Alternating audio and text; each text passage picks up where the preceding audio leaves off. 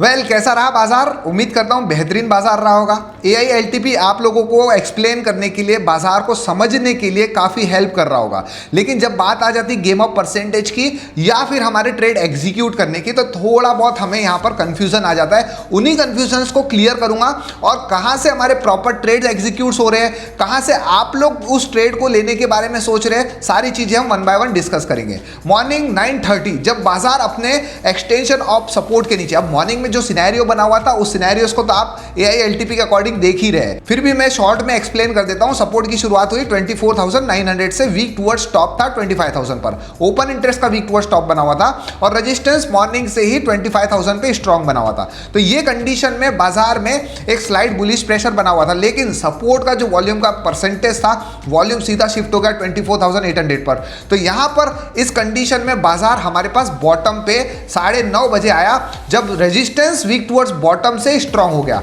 आपने मॉर्निंग में देखा होगा रेजिस्टेंस भी 24,900 पर वीक टुवर्ड्स बॉटम हुआ, फिर स्ट्रांग हो गया। तो इस कंडीशन में हमारे पास एक बाइंग अपॉर्चुनिटी बनी 9:30 बजे, जब बाजार 24,800 के आसपास बॉटम पे चल रहा था और एक डाइवर्जन का हमें वहां से रिवर्सल भी मोमेंटम एक्सपेक्ट हुआ। क्यों? क्योंकि रेजिस्टेंस भी वीक टुवर्ड्स बॉटम से स्ट्रांग होना मतलब bullish pressure, support weak towards top होना, तो स्लाइड बुलिश प्रेशर बाजार में हमें यहां दिखाई दे रहा था। बट जैसे ही बाजार में आगे कंडीशंस बदली, resistance weak towards bottom at new place 9:56 में 24,800 पर, और जो हमारा सपोर्ट था वो भी वीक टुवर्ड्स टॉप का परसेंटेज स्लाइड से डिक्रीज करे जा रहा था और डिक्रीज होते होते सपोर्ट जस्ट 951 को WTT से स्ट्रांग हो गया। इट मींस बाजार में सपोर्ट ने तो डिसाइड कर लिया कि सपोर्ट को यहां पर हमें स्टेबिलिटी के साथ 24,800 पर स्ट्रांग बना के रखना है। और ये कंडीशन में बाजार में रेजिस्टेंस अभी भी डिसाइड नहीं कर पा रहा था कि रेजिस्टेंस को मुझे कहां पर क्रिएट करना है, और ये सिचुएशंस काफी देर तक बाजार में चलती रही। और काफी देर बाद जब सपोर्ट ने डिसाइड कर लिया कि मुझे स्ट्रांग ही रहना है, बाजार में अगर सिनेरियोस की बात करें तो Nifty is in blood bath भी दिखा रहा था।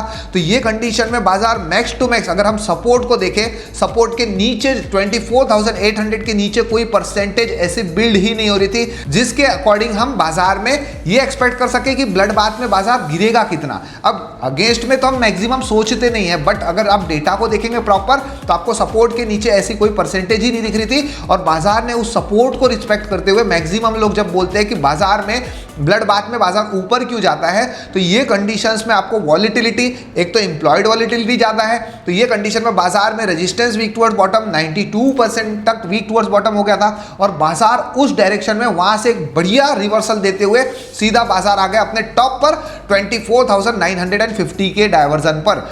तो 11:05 में ये एक हमारी बेस्ट अपॉर्चुनिटी थी जब बाजार 24,950 के टॉप पर ट्रेवल कर रहा था। तो यहां से एक बेयरिश ट्रेड जिन्होंने अटेम्प्ट किया होगा, तो ये हमारा दूसरा बेयरिश ट्रेड सक्सेसफुल था। थर्ड ट्रेड की बात करें तो रेजिस्टेंस जब वीक टुवर्ड्स बॉटम से डिक्रीज होता हुआ स्ट्रांग होने की कोशिश कर रहा था, तो 11:30 बजे बाजार अपने न्यू EUR+1 पे आ गया और उस कंडीशन में सपोर्ट जो टॉप की तरफ शिफ्ट हुआ था, उसका ओपन इंटरेस्ट भी 11:39 पे सपोर्ट भी वापस बॉटम की तरफ शिफ्ट हो गया। और जैसे ही सपोर्ट वापस बॉटम की तरफ शिफ्ट हुआ, वो एक बेहतरीन ट्रेड हम एक्सपेक्ट कर सकते थे EUR+1 से। तो ये बाजार में हमारे पास 3 ही ट्रेड थे, इसके अलावा मेरे पास बाजार में कोई भी ट्रेड्स नहीं थे जिस अकॉर्डिंग मैं बाजार को डेटा प्रेडिक्ट कर रहा था। क्या आप लोगों ने भी ये ट्रेड परफॉर्म किए थे, या फिर इसके अलावा कोई और बाजार में आप लोगों के पास व्यू था? एक्चुअली बाजार में कोई निगेटिव सेंटीमेंट ही नहीं था, बस IV इंक्रीज है, काफी वॉलेटिलिटी है बाजार में। तो इस वॉलेटिलिटी को आज समझकर और आराम से ट्रेड करिएगा, जितना हो सके उतना सेफ ट्रेड करिएगा। Thank you so much everyone, have a nice day.